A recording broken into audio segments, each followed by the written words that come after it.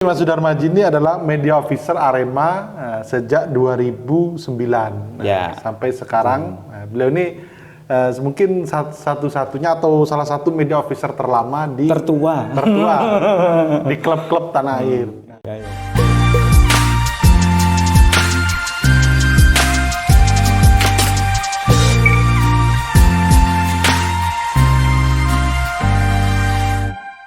Assalamualaikum warahmatullahi wabarakatuh. Waalaikumsalam warahmatullahi wabarakatuh. Selamat datang di Tugu Inspirasi, membincang inspirasi dengan orang-orang hebat. Ya, kali ini kita kedatangan orang hebat yang luar biasa, Mas Sudarmaji. Beliau masih awet muda meskipun sudah umur 46 tahun, Mas ya. Belum lah, kita 26 lah.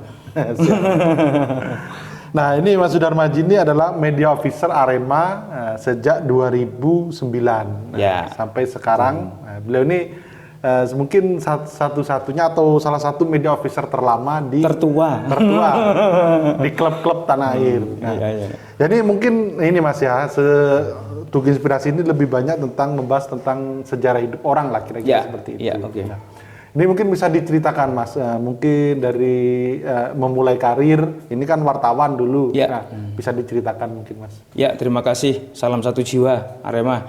Assalamualaikum warahmatullahi wabarakatuh. Sebelumnya kami mengucapkan terima kasih kepada anak-anak muda yang begitu luar biasa, berdedikasi untuk menyampaikan banyak informasi tentang Malang Raya, termasuk Arema, rekan-rekan yang ada di Tugu Jatim ya istilahnya. Tugu Malang ID dan Tugu Malang lah. Tugu Media Group, Mas. Tugu Media Group, apalagi ini semboyannya merawat Malang Raya. Salah satunya adalah di dalamnya merawat eksistensi Arema, termasuk Arema FC sebagai tim kebanggaan warga Malang Raya.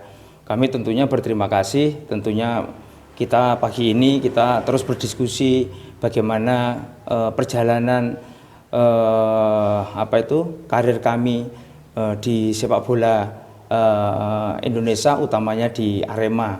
Tentunya lika-likunya dengan bercerita ini memberikan semangat kepada saya pribadi, juga semangat kepada anak-anak muda untuk terus melakukan aktivitas berkegiatan tentunya yang memberikan nilai manfaat kepada banyak orang kan gitu. Jadi kami sendiri dulu mengawali karirnya itu sebagai wartawan. Jadi saya sebagai kontributor karena kebetulan saya dulu menekuni ilmu kejurnalistikan, karena memang kebetulan saya sendiri sebenarnya bukan lulusan yang intens terhadap jurnalistik, karena biasanya jurnalistik itu kalau nggak lulusan FISIP atau lulusan lembaga kursus tertentu atau profesi kan gitu. Jadi kebetulan saya selalu menyampaikan ini, saya mungkin tidak perlu ditiru, dianggap orang yang gagal untuk menekuni sebuah disiplin ilmu kan gitu. Saya sebenarnya lulusan akuntansi. Tapi sejak semester ketiga saya sudah menerawang masa depan saya, bahwa saya mungkin tidak bisa menekuni secara mendalam disiplin ilmu yang saya tempuh saat itu. Jadi kebetulan kami kuliah di Fakultas Ekonomi jurusan akuntansi Universitas Muhammadiyah Malang. Jadi karena saya orangnya paling suka berpetualang, saya paling suka membaca waktu itu. Saya sejak SMA suka sekali membaca majalah, Forum Keadilan, terus kemudian Tempo, terus kemudian kalau tabloid dulu ada namanya tabloid hiburan, namanya tabloid Citra kalau nggak salah itu. Terus majalahnya majalah Hai, dan gitu. Saya sering sekali mengkoleksi, mengkliping di rumah itu, membaca itu. Akhirnya sampai kepada ketertarikan, punya cita-cita ingin menjadi wartawan kan gitu. Jadi semester 3 saya bergabung dalam sebuah lembaga pers mahasiswa di UNMU, yaitu DIMEK, Dimensi Ekonomi, Fakultas Ekonomi, karena semata-mata ingin menyalurkan bakat kami untuk belajar menjadi wartawan. Dan alhamdulillah saya tahun semester 4, semester 5 saya mendapatkan semacam hadiah waktu itu, karena Dimensi Ekonomi waktu itu kami menjadi pimpinan redaksi majalah mahasiswa itu mendapatkan terpilih menjadi majalah terbaik se-Indonesia, pilihan dari Tempo. Jadi waktu itu ada ISE ISA itu salah satu lembaga kursus jurnalistik yang di bawah naungan Tempo. Akhirnya hadiahnya adalah kita diikut sertakan dalam kursus yang hampir kurang lebih 1 bulan itu melalui ISA. ISA itu Institut Studi Arus Informasi. Jadi kita baru tahu bahwa banyak media-media, wartawan-wartawan senior yang menempuh profesinya, keilmuan tentang jurnalistiknya itu di ISA, di Tempo itu. Jadi banyak wartawan-wartawan senior termasuk Bapak Gunawan Muhammad juga menjadi pemateri. Jadi saya tahun 95 masuk di Unmu. Saya kalau nggak saya 96 97 saya menempuh ikut kursus di ISA itu di bawah naungan Tempo selama hampir sekitar 1 bulan. 2 minggu, kurang mungkin 2 minggu dan 1 bulan dengan kita magang. Jadi waktu itu saya magang seperti menjadi wartawan, ditugaskan hampir sekitar 2 mingguan di koran nasional yaitu Ekonomi Neraca. Jadi Ekonomi Neraca itu kalau sekarang itu kantornya, kalau nggak salah dulu saya kantornya dekatnya PBNU, kantor PBNU. Jadi waktu itu saya sudah melakukan liputan, terus kemudian alhamdulillah setelah selesai itu pulang ke Malang, kita membesarkan PES mahasiswa. Dan alhamdulillah 97-98 saya berusaha untuk mendaftarkan menjadi wartawan yang benar-benar wartawan, yaitu menjadi kontributor salah satu koran yang punya sejarah historis yang luar biasa di Malang Raya, yaitu Suara Indonesia. Jadi dari Suara Indonesia itu setelah lulus kuliah Mas ya? Belum, itu masih kuliah saya. Jadi saya ini termasuk mahasiswa abadi karena masuk 95, saya baru lulus tahun 2002. Karena yaitu tadi intensitas saya ingin menjadi media, ingin menjadi wartawan.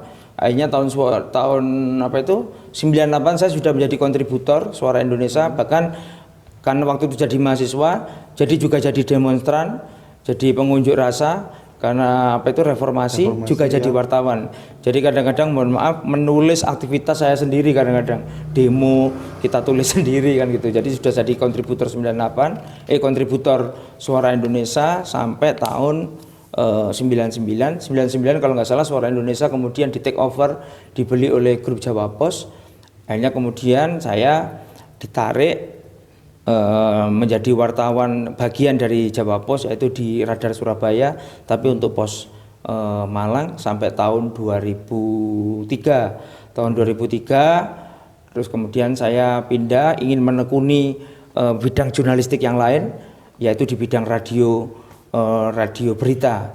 Di Malang waktu itu ada radio Citra Pro 3, yaitu kerjasama dengan RRI. Tapi kita punya jargon Malang News Channel, jadi radio itu memang murni radio berita sampai tahun 2009. 2009 baru ada tantangan, ada lamaran, dibutuhkan media officer di Arema waktu itu, karena waktu itu eranya Bentul beralih ke konsorsium. Jadi konsorsium Malang Raya itu ada di dalamnya ada Pak Rendra Krisna sebagai presiden. Terus kemudian ada pengusaha Bapak Iwan Kurniawan, terus kemudian ada Pak Nur, Sekda mewakili pemerintah Kota Malang, terus kemudian ada beberapa nama yang masuk dalam konsorsium, akhirnya kami mendaftarkan diri ke situ. Nah ini kan menarik Mas, dari dulu ketika wartawan liputannya Arema aja atau umum Mas? Umum, liputannya umum, saya juga meliput Arema, cuma kalau kecintaan saya kenal dengan Arema itu dulu waktu mahasiswa. Jadi waktu mahasiswa, saya sebenarnya mahasiswa tahun 94, waktu itu saya di Poltek. Asli Malang Mas ya, zaman aslinya? Dari Banyuwangi Mas, dari Banyuwangi, terus kemudian 94 kuliah di Poltek, terus kemudian karena sering nonton Arema, kecintaan di Arema luar biasa, jadi waktu itu sudah kenal Arema. Jadi kemudian tahun 95 pindah ke Unmuk. Beberapa pertandingan Arema di Stadion Gajayana kami juga selalu mengikuti.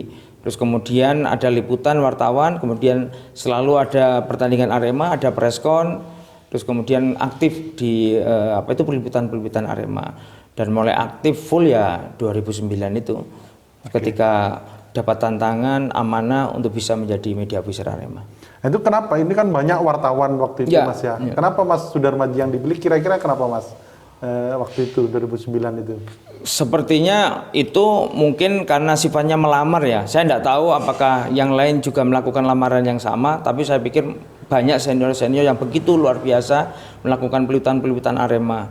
Mungkin karena waktu itu kita juga aktif dalam pemberitaan di radio terkait tentang Arema, karena yang kita munculkan adalah tidak hanya sekedar dalam konteks pemberitaan, tapi dalam konteks diskusi. Kita lebih banyak diskusi, kami juga terlibat di diskusi itu, dan kita juga terlibat dalam segala aktivitas-aktivitas yang melibatkan Arema, tidak hanya pertandingan tapi juga keterlibatan Arema dalam aktivitas-aktivitas sosial.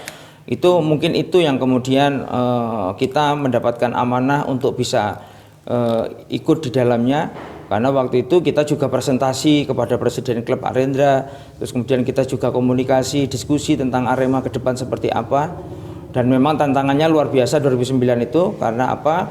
Karena Arema memang benar-benar dikelola oleh konsorsium dari banyak pihak dan dari banyak latar belakang Arema, baik pemerintahan, pengusaha maupun tokoh-tokoh masyarakat yang ada di Malang Raya.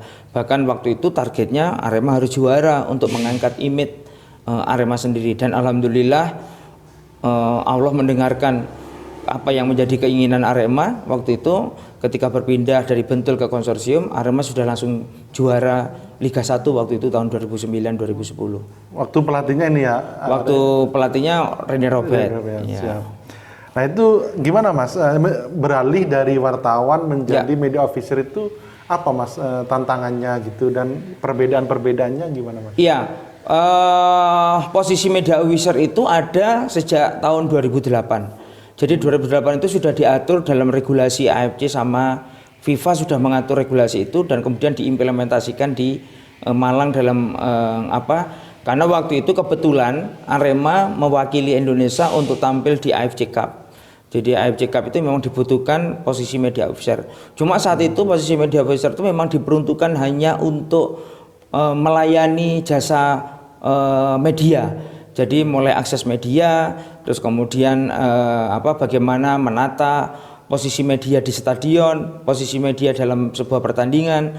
Jadi dalam regulasinya mengatur tentang itu. Tapi dalam perkembangannya tahun 2009 itu kami sudah diposisikan sebagai bagaimana media officer itu membangun sebuah image club.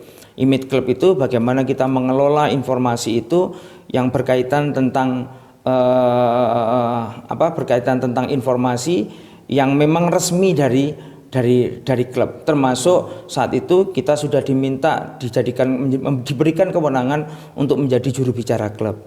Karena itu waktu itu tahun 2009 itu kita sudah mengawali membuat website. Kita waktu itu medsos itu baru berkembang, mungkin Facebook ya. Jadi kita sudah bikin media sosial, terus bagaimana kita bikin waktu itu buletin kecil ketika kita ada pertandingan resmi. Setelah kita lolos Liga 1, kita mewakili Indonesia Arema di level LCA, Liga Champion Asia. Jadi di Liga Champion Asia itu diwajibkan kita setiap pertandingan itu ada semacam buletin kecil yang berisi tentang informasi klub, informasi pemain, dan informasi tentang format strategi. Kalau sekarang itu mungkin sebelum pertandingan itu ada komposisi pemain lah kan gitu. Itu kita bagi kepada penonton waktu itu. Nah, disitulah kita memulai mengelola sebuah platform media. Jadi platform media waktu itu kita bikin satu-satunya mungkin website, terus kemudian tahun 2012-2013 itu kita sudah bikin majalah. Mungkin satu-satunya klub yang sudah punya majalah bulanan itu mungkin Arema, namanya Arema Magazine waktu itu. Disitulah kami bersyukur sekali bahwa kita mengawali karir kita itu di dunia wartawan. Nah, karena implementasi dari ilmu kita waktu kita mengikuti kursus kejurnalistikan itu memang benar-benar benar-benar diimplementasikan, diaktualisasikan, termasuk ketika kita menjadi juru bicara, ketika kita dulu harus wawancara narasumber, saat itu kita juga jadi narasumber, juga kita harus menulis informasi-informasi untuk membangun image klub itu sendiri. Siap. Nah ini kan nggak mudah Mas ya, misal kalau saya membayangkan itu media officer Arema dengan juru bicara perusahaan itu, misal betul. Kan lebih kompleks Arema. Nah, itu gimana Mas? Kesulitannya itu di mana Mas? Kan tekanan kadang sangat besar. Mungkin bisa diceritakan tekanan yang besar dan lain sebagainya. Iya, sepak bola ini kan sebenarnya mengelola sebuah aktivitas dalam badan hukum perusahaan yang sebenarnya sangat absurd. Kenapa saya bilang absurd? Karena orientasinya prestasi kan gitu.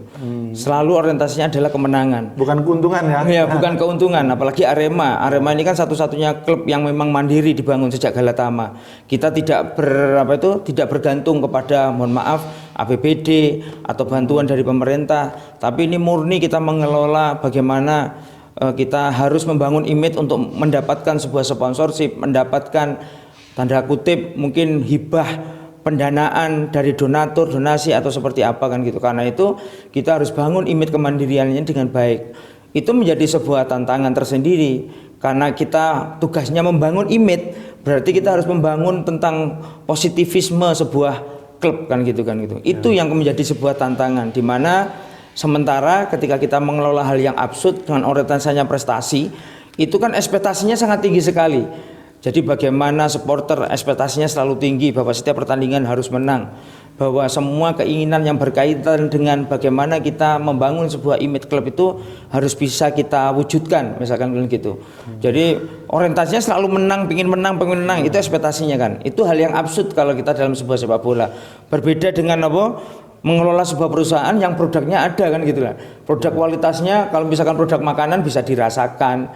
Kalau di sepak bola kan ukurannya cuma kalau dia berprestasi pasti itu akan mengadakan image. Kalau sudah dapat image berarti orang yang menonton akan banyak. Kalau menonton yang banyak berarti kontribusinya juga besar untuk membiayai semua operasional yang ada di sebuah klub. Jadi tantangannya adalah bagaimana membangun trust kepada masyarakat, membangun trust kepada calon sponsor, membangun trust kepada stakeholder sepak bola bahwa klub ini image-nya positif, bahwa klub ini memiliki memiliki orientasi yang bagus, memiliki eksistensi yang bagus, juga memiliki daya saing yang bagus, kompetitif. Dan artinya bahwa sepak bola ini tidak hanya identik tentang menang dan kalah, tapi identik bagaimana Arema ini menjadi sebuah kultur di masyarakat, menjadi icon city di masyarakat, menjadi image bersama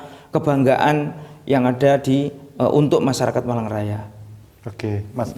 Nah, ini kan sebenarnya kalau kayak tekanan dan lain sebagainya itu kan adanya porsinya di manajemen dan pelatih mungkin. Ya. Kalau media officer ikut merasakan nggak Mas, misal ketika Arema prestasinya terpuruk gitu, posisi media officer gimana Mas? Ya sangat ya pasti akan larut dalam tekanan itu kan. Tapi bagaimana kita memberikan solusi, problem solvingnya, terus kemudian bagaimana memberikan sosialisasi, memberikan pencerahan, memberikan pemahaman, terus kemudian yang paling penting adalah bagaimana kita membangun sebuah spot science, terus kemudian sense of belongingnya, bahwa Arema ini memang perlu kritik karena kita selalu memahami bahwa menjadi supporter, menjadi masyarakat bola yang memberikan dukungan kepada klub, ya mereka harus memiliki ekspektasi yang tinggi. Tidak ada loh supporter yang mendukung timnya supaya kalah, mendukung timnya supaya seri, mendukung timnya supaya wis gak usah juara, wis pokoknya bal-balan, tidak ada. Tapi pasti ekspektasinya sangat maksimal, sangat tinggi, yaitu juara. Nah, tekanan-tekanan itu yang harus kita komunikasikan, bahwa dalam sebuah sepak bola itu komunikasi itu sangat penting kan gitu. Bagaimana memberikan pemahaman ketika tim ini jeblok, bagaimana ada persoalan-persoalan yang menimpa klub, bagaimana seorang media officer termasuk semua komponen yang dimiliki, platform yang dikelola, memberikan pencerahan, memberikan pemahaman bahwa dalam situasi apapun klub ini harus tetap jalan, klub ini harus tetap eksistensi. Bagaimana kita melewati persoalan-persoalan itu tanpa tanpa memberikan efek yang memperdalam pro kontra, tidak memberikan perluasan yang menjadi polemik. Tapi bagaimana kita mengajak banyak pihak untuk sama-sama mencari solusi, bagaimana kita menghadapi sebuah dinamika sepak bola. Karena itu dalam Arema kami berpikir bahwa bersyukur kita hidup di Malang Raya, di mana masyarakatnya punya rasa memiliki yang luar biasa buat Arema. Karena Arema itu tidak lagi sekali lagi fase Arema sebagai sekedar pengelolaan klub sepak bola ini sudah mulai lewat. tapi sudah menjadi fase bahwa Arema ini menjadi sebuah icon city, bahwa Arema ini sudah menjadi kultur di masyarakat, menjadi karakter bersama yang harus dijaga.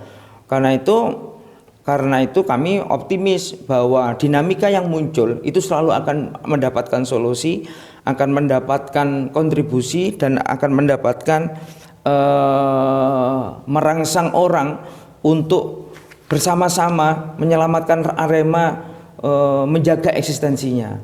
Jadi kami berpikir bahwa ini yang paling penting untuk diperankan divisi media officer, untuk diperankan karena itu sinergi atau bahasa kami di internalnya Arema, sindikasi bersama media itu sangat penting. Jadi sindikasi itu jangan diartikan negatif, tapi sindikasi itu saling memberikan manfaat kepada media. Kayak pagi ini kita bersama rekan-rekan di Tugu Media, kami berpikir ini bagian dari kita berkolaborasi, bersindikasi untuk bagaimana mempertahankan Arema ini menjadi sebuah image bersama yang harus kita jaga eksistensinya. Karena apa? Arema ini sekarang sudah menjadi perekat, menjadi pemersatu antara masyarakat. Jadi istilahnya alat pemersatu di antara pembeda lah kan gitu. Meskipun kita punya berbeda-beda latar belakang di Malang Raya ini, tapi Arema ini bisa menjadi alat pemersatu bersama. Makanya ada istilah, mohon maaf tanpa bermaksud apa-apa, di Arema ada istilah Bhinneka Tunggal Arema misalkan gitu. Berbeda-beda tapi tetap bersatu dalam Arema, misalkan seperti itu. Oke Mas, ini itu terkait soal melayani wartawan Mas. Ya. Dulu kan di zaman 2009 kan wartawan masih sedikit mungkin. Ya. Dari media-media yang mungkin konvensional semua, cetak, radio, televisi. Nah sekarang kan banyak media online. Ya. Itu gimana Mas, sampean cara menanganinya itu kan juga menambah kesibukan juga kira-kira. Ya, alhamdulillah kita punya staf yang begitu luar biasa, artinya bisa memahami alur organisasi dalam media, dan kebetulan staf-staf yang ada di media officer rata-rata mereka juga mantan wartawan. Jadi mereka sangat memahami apa yang menjadi kebutuhan rekan-rekan media. Karena itu sekali lagi kami selalu bahasa kita bersindikasi. Kita tidak akan mempersulit media selama ada aturan regulasi yang mengatur. Karena itu sebenarnya kita sangat berkepentingan dengan media dalam beberapa hal. Yang pertama, kita ingin menjaga bahwa Arema ini tetap menjaga eksistensi informasinya secara komprehensif. Artinya secara komprehensif itu bahwa masyarakat Malang itu bisa terakses banyak informasi tentang Arema. Terus yang kedua, kita memproteksi kompetisi. Bahwa aset sebuah klub, ini selalu saya sampaikan dan saya berdiskusi dengan media, bahwa aset klub itu adalah kompetisi.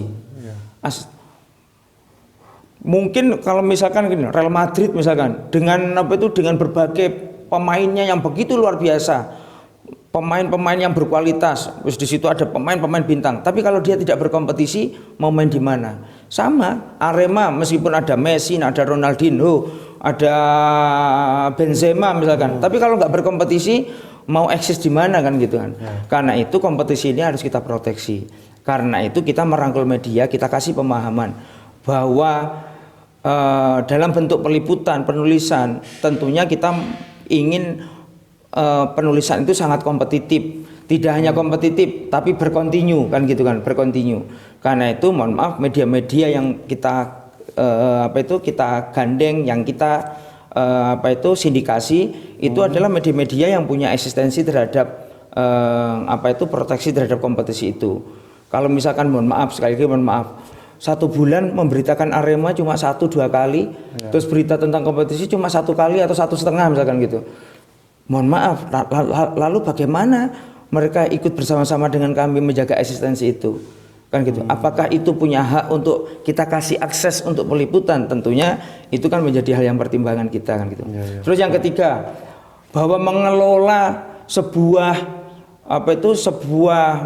wadah media itu perjuangannya luar biasa. Saya memahami bahwa sekarang itu jurnalisme online itu begitu luar biasa, bahkan bersaing ketat dengan jurnalisme konvensional. Konvensional itu bilang aja cetak gitu kan. Tidak hanya itu, bicara kecepatan, kontinuitas, terus kemudian inklusivitas, bahkan dalam kelayakan berita kecepatan itu kan menjadi kelayakan nomor satu kan dalam sebuah berita kan, kan gitu. Kalau dulu di koran kalau kita kecolongan sudah dapat evaluasi itu, mulai wartawannya, redakturnya, dan sekarang kecepatan itu ini bersaing salah satu indikator kelayakan nomor satu kan gitu. Kan gitu. Kalau kelayakan yang kedua mungkin bicara eksklusivitas, bicara kedalaman, bicara in-depth news kan gitu. Bicara humaniora, misalkan berita itu harus ada humanisme gitu kan gitu.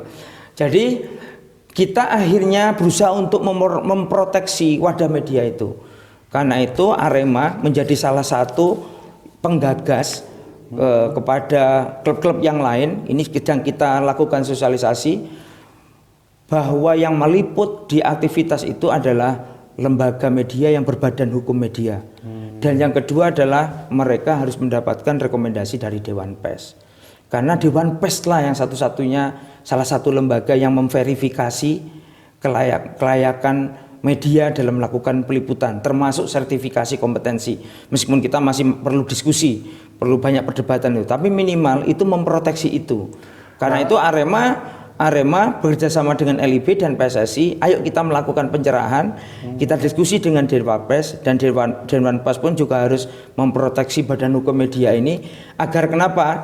Ini sekarang jurnalisme online ini dipahami berbeda juga. Kalau di sepak bola itu ada namanya fanspace. Jadi fanspace itu ada orang yang mengelola platform media di Facebook, terus kemudian mohon maaf di Instagram, di TikTok, di Twitter atau apa, tapi dirinya mengklaim bahwa dia seolah-olah menempatkan posisinya sebagai media. Padahal media itu ada badan hukumnya sendiri, ada prosedur jurnalistiknya, ada seperti apa kan gitu kan. Nah, itu kita mencoba untuk melakukan proteksi terhadap medianya itu sendiri, media yang berbadan hukum media, bahwa mereka lah yang punya hak untuk bisa melakukan peliputan di aktivitas sepak bola. Nah, kalau kayak misal wartawan abal-abal mungkin itu di media yang enggak terverifikasi, dan itu apa kira-kira pentingnya untuk liputan Arema, Mas? Gimana, Mas? Dan kenapa itu harus diproteksi gitu, Mas? Ya, karena itu tadi kita menjaga sebuah trust kan, menjaga image itu kan gitu. Karena itu dari Arema itu melakukan verifikasi. Jadi pendaftaran untuk peliputan Arema itu sebenarnya harus dilakukan verifikasi sesuai regulasi. Karena itu verifikasinya itu langsung oleh operator. Sekarang kita berpikir gini, sepak bola kita ini diproteksi oleh sebuah badan hukum enggak? Sebenarnya itu kan bukan produk publik. Beda dengan kita melakukan peliputan di dewan, peliputan di pemerintah kota, karena itu akses layanan masyarakat. Sepak bola ini sudah menjadi produk yang diproteksi. Misalkan kayak gini, sepak bola kita sudah dibeli hak siarnya oleh salah satu televisi swasta, dan mereka punya hak untuk memproteksi itu. Bagaimana kita harus memproteksi itu kan gitu. Terus kemudian sepak bola kita sudah ada operatornya, sudah ada federasi yang melindungi. Kecuali sepak bola kita ini tidak diproteksi itu, mungkin sepak bola kampung boleh diakses oleh siapapun kan gitu. Karena itu ini semua diatur regulasi. Tapi bagaimana kita mengatur, memproteksi bahwa yang meliput itu adalah memang benar-benar lembaga media.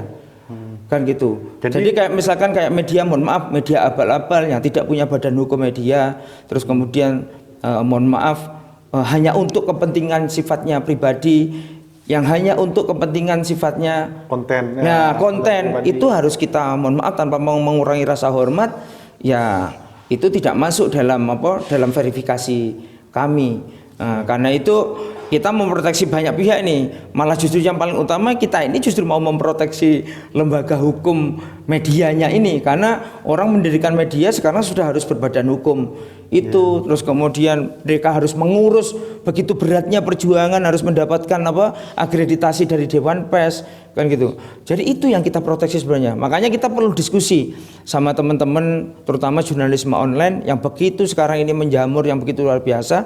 Itu pun kita harus verifikasi konten juga. Meskipun mereka lolos dari Dewan Pers, terus kemudian punya badan hukum badan hukum media, itu kontennya pun kita kita verifikasi lagi, kita cek selama 1 bulan. Beritanya Arema MS itu 3 apa, Pak? Kan gitu. Terus kemudian beritanya bal-balan buat apa? Sementara kita ingin sama-sama menjaga kontinuitas informasi. Kita membuka informasi tentang Arema, tentang sepak bola Indonesia sangat care, sangat terbuka untuk itu. Kita kan ingat image-nya kan dibangun kan gitu loh. Karena itu kadang-kadang kita memberikan alasan kenapa kau tidak diverifikasi, kau tidak lolos.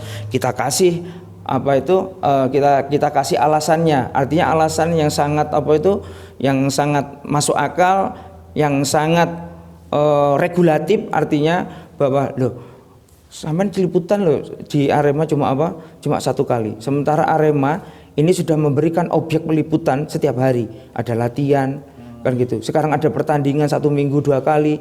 Kenapa hanya dipertahankan? Karena itu kita mencoba meminimalisir, misalkan gini, mohon maaf ini kalau ada oknum media ternyata tujuannya hanya tidak untuk peliputan, hanya untuk nonton. Nah, itu kan kasihan juga kan gitu loh, kan gitu. Jadi itu yang harus kita berikan pencerahan kepada banyak pihak bahwa kita yuk menjaga sama-sama bahwa Arema ini menjadi sebuah produk image yang harus kita jaga bareng-bareng. Itu. Agar industrinya sehat. Gitu. Industrinya sehat, industri medianya juga jalan kan gitu kan itu. Nah berarti sekarang ada berapa media Mas yang berhak untuk meliput Arema ini Mas yang terdaftar di? Ini kan kompetisi belum bergulir, tapi kan Piala Presiden kemarin kita akan atur dan alhamdulillah regulasinya sudah sangat bisa diterima. Beda dengan Covid. Kalau Covid kemarin hanya dibatasi untuk fotografer itu hanya untuk 10 itu pun dikurangi oleh 2 punya klub, 1 punyanya operator. 7 baru dipergunakan untuk kepentingan media yang terregistrasi. Untuk jurnalis tulis dulu dibatasi cuma 20. Mereka berada di tribun. Kalau sekarang diberikan kebebasan untuk media tulis, tapi dengan syarat mereka harus lolos dari verifikasi yang saya jelaskan tadi. Kan gitu. Jadi ini harus bisa dipahami, yaitu tadi untuk memproteksi industri sepak bola dan industri medianya. Kan gitu. Siap. Oke Mas, selama menjadi media officer tantangan terberat itu apa Mas? Mungkin apa ketika Covid atau ketika ya tantangan terberatnya yaitu tadi bagaimana kita menjaga image media kan gitu. Terus kemudian yang kedua bahwa tantangan ke depan ini tantangan globalisme, kita akan dihadapkan dengan situasi kondisi bahwa kita harus akur dengan perkembangan teknologi. Sekarang platform media sosial begitu banyak. Kan begitu banyak, begitu luar biasa kan gitu. Terus kemudian publik bisa menjadi, mohon maaf, netizen journalism. Jadi dia bisa menempatkan posisinya sebagai wartawan, sebagai media, terus kemudian mengupload, mengviralkan kan gitu. Jadi ini saya pikir menjadi sebuah tantangan bagaimana kita harus bisa mengelola dengan baik dan mengatur sebuah porsinya. Yaitu tadi porsi bagaimana kita bersindikasi dengan media yang benar-benar media, berbadan hukum media, mana yang bukan media tapi memposisikan dia sebagai media.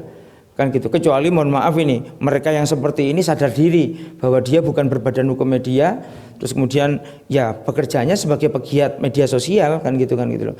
Jadi kami berpikir bahwa tantangan ke depan ini tetap tantangannya adalah bagaimana kita menjaga image klub, image Arema ini dari segala komponen, artinya komponen media sosial, terus komponen bagaimana kita sering berdiskusi dengan media, sama-sama mindsetnya sama bahwa kita bertujuan untuk membangun Arema ini berprestasi.